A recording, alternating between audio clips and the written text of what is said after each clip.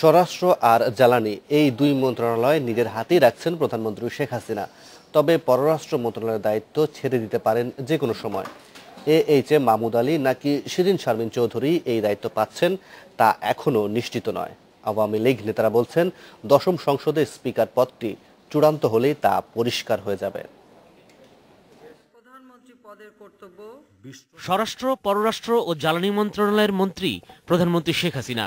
তবে আসাদুজ্জামান খান কামাল স্বরাষ্ট্র এবং শাহরিয়ার আলম পররাষ্ট্র মন্ত্রণালয়ে প্রতিমন্ত্রীর দায়িত্বে আছেন।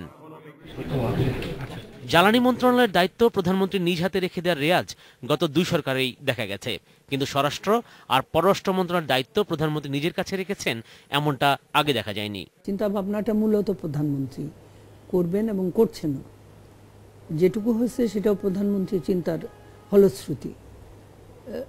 এখন মানে এইবার যেহেতু একটা বিশেষ পরিস্থিতিতে আমরা সেই অনেক প্রতিকূলতা কাটে সরকার গঠন করছি, সিদ্ধান্ত নিতে গেলে তার পার্শ্ব প্রতিক্রিয়া কী হবে এই সব কিছু বিবেচনা করেই প্রধানমন্ত্রী সিদ্ধান্ত নেবেন, এবং এই তিনটাই কিন্তু খুব সেন্সিটিভ জায়গা।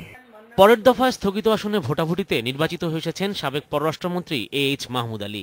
স্পিকার শিরিন শারমিন চৌধুরী এখনও নির্বাচিত নন।